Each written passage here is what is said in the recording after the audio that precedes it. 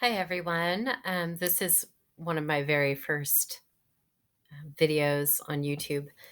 So it's a little tiny bit nerve wracking, but um, I really wanted to share my message with those of you in the YouTube community, and because I think that the message helps people. So, I'll just start at the beginning. When I was around 15 years old, I was really severely depressed. And I had stopped believing in God. And I had come to think of our lives on earth and earth itself as akin to a moldy crumb of food drifting through the universe. Like the mold was us and the trees and the insects and the animals and stuff. It was meaningless. That's my way of translating it to meaninglessness. And of course, this led me even further into a terrible existential angst. And at one point, it got so terrible that just the crushing depression, it was just crushing. And it got so bad that I started turning to my journal and trying to write something to make myself feel better. And the only thing that could, in that state that I was in, the only thing that could really describe what I was feeling and longing for were the words, I want to go home. And I did not believe in an afterlife. So I didn't even really understand what I meant. It was the purest expression that I had. I want to go home. And I would do that sometimes daily after school. I would come home and just try to write, and that's all that would come out. I want to come home. I want to go home. That's the only thing and then I would sort of throw the pen down and just push the journal away and just lay down, just uh, locked in this seemingly inescapable sadness and depression.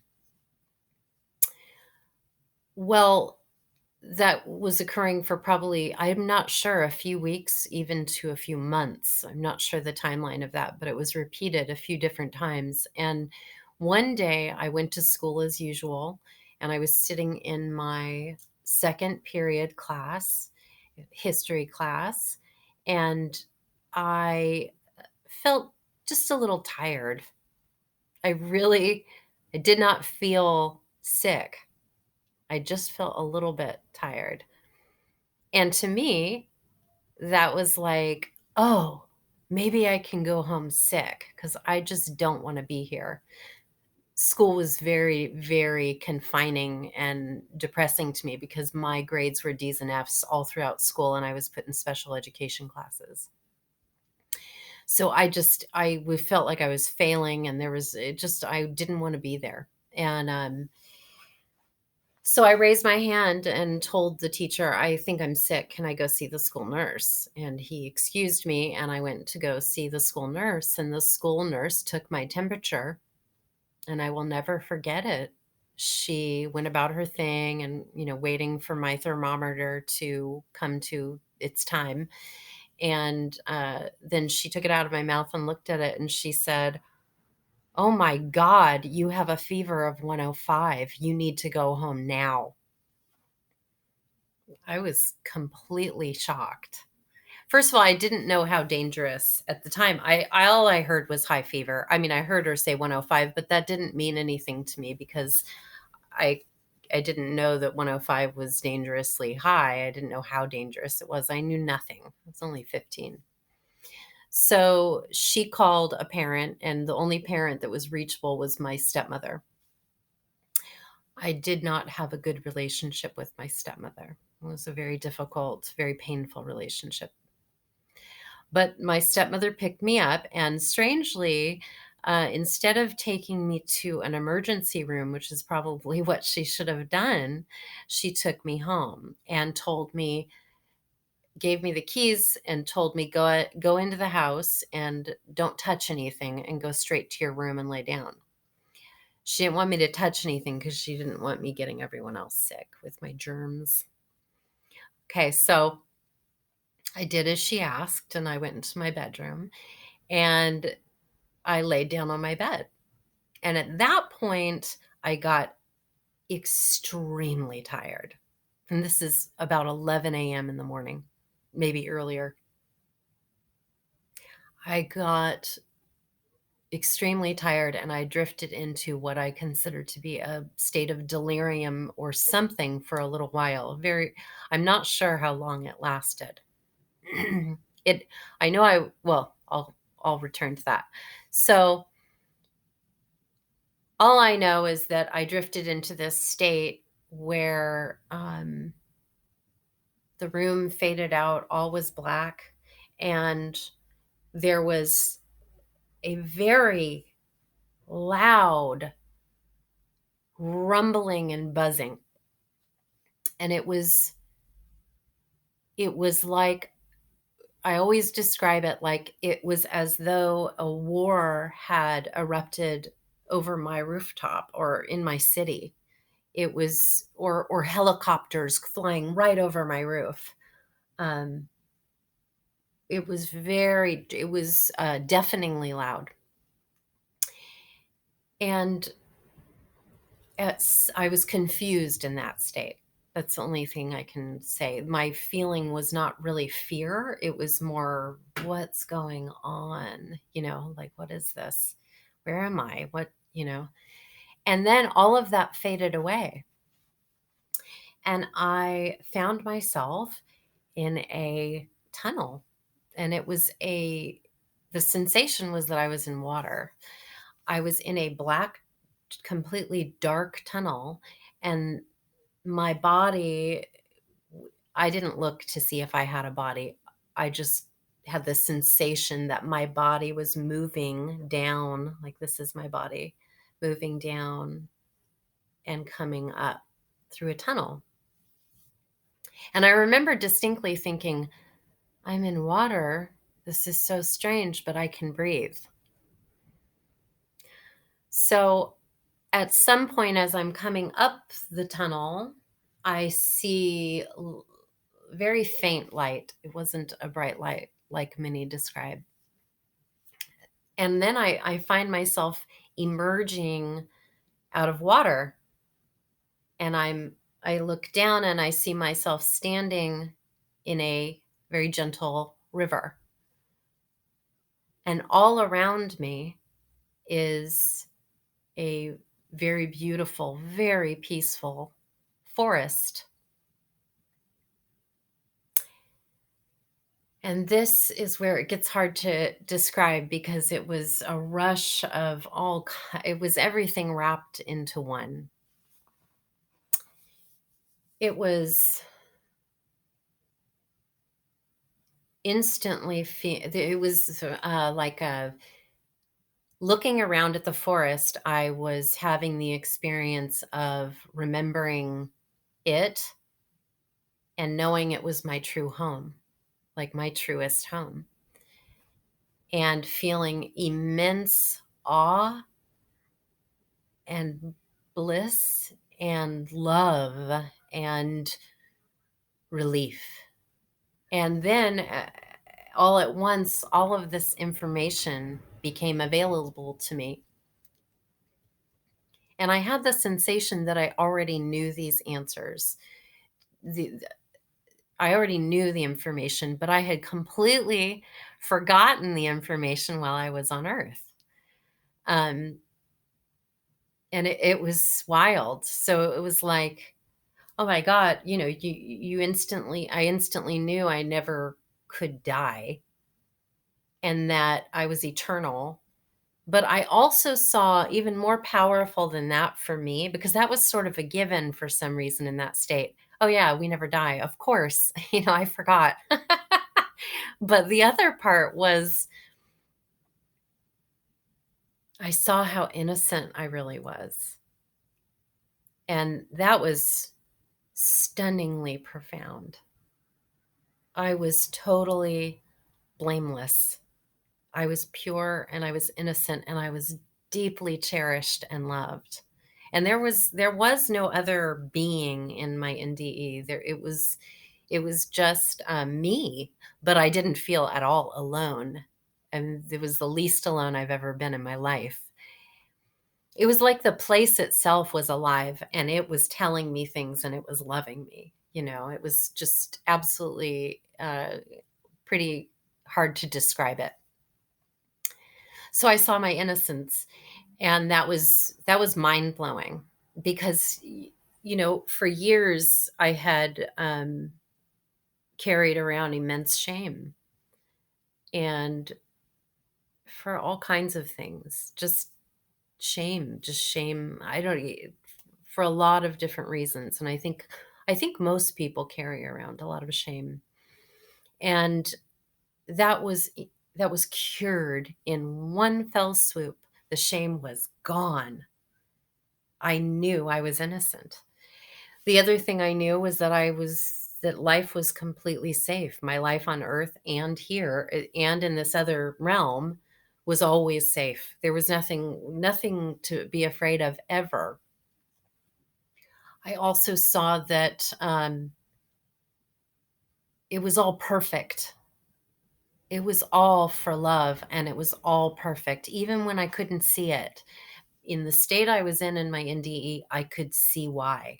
I could see I could see it all come together, like seeing the big picture of things, like, oh my God, it's all it inspired within me feelings of absolutely indescribable gratitude for my life. Life was beautiful from that perspective. It was so meaningful and so rich with experience and love and connection and beauty and uh, all of that and more. And I saw that the place that I was in, this forest with the river and where I was and all this knowledge, was always with me. I was never actually away from it. I just sort of thought I was all that time on earth. It's another part of it that's very hard to describe. It's like it's closer than your breath, that spiritual realm that we are a part of, and from where we come from, this spiritual realm where we are truly at home is always, we're carrying it with us all the time. It's closer than my hand. It's closer than the teeth in my head. It's right there, but you can't see it. And the only reason you can't see it, and this is really, really amazing and very simple, the only reason we can't see it is because of fear. And that's a very deep topic. And I've spent uh, hours and hours and hours and days and months and years now trying to dissect how fear infects our lives and how it gets into everything and how it completely warps our perspective on life and on ourselves and on everything. For example, everyone is absolutely astonishingly beautiful. Everyone is incomparably beautiful. And I mean that literally. But because of fear and shame, we can't see it. We can't see it all the time. We rarely can see it to the degree that it is a reality. If we could see it, put it this way, if you could see how beautiful you really are, you would never, ever worry about your looks again. You would just be out in the world just as an innocent child that loves themselves. You wouldn't, like, yeah, I'm beautiful and so are you. I mean, it really is like that. I know it sounds corny, but it really was. That was what I saw. I also saw my stepmother. I did not have a life review during my NDE, but I did have sort of a mini life review into another person's life. So my stepmother was very we had a very hard relationship, and there was some sort of abusive things that happened, and So during my NDE, I was shown her life, and I was shown into her heart, and I was shown things that, to be honest, I can't remember everything I was shown. That was kind of taken away. That memory was taken away when I came back. But at the time, I could see it all very clearly. So I can't give you specific incidents that I saw in her life because that's been veiled again. But I did see whatever it was that I saw when I peered into her whole life, and it happened within an instant. I saw what a beautiful soul she is, how brave she is. I saw that she had been mistreated and abused, and I saw how all of the bad behavior and uh, cruelty that I felt from her was purely because of, once again, purely because of her fear. And I found myself not only forgiving her, there actually, after seeing everything so clearly and seeing why she was the way she was and who she really was on a soul level, after seeing that, there wasn't even a need to forgive her. It was just a big, oh, I get it now. Like just total compassion and understanding for her and love, total love for her. And on top of that, I admired her. So I went from feeling victimized and feeling like she was not a nice person and not a good person. I went from that to completely changing it and admiring her. And that was very powerful. And I've always remembered that now. So whenever I see someone behaving badly or being cruel or acting out of this or that fear, I look at them as fearful, and I see them as I try to see them as God sees them, which is the way God showed me what my stepmother was really like and why she was the way she was. So God knows everything we've been through, or God understands us at the into the tiniest details of our lives, knows everything about why we are the way we are, why we're grumpy, why we may have certain survival mechanisms that are malfunctioning, and why we're addicts, why we are having trouble in certain areas of our lives. God understands all of it. And if only we could see that, if only we could see everyone the way God sees them, I can't even imagine how that would change the world, because there wouldn't be as much blame and fault finding. There would be much more just raw compassion for people, and love and understanding and clarity and less arguing and all of that. So there's more to this story, but for now, I actually have to get ready to leave the house.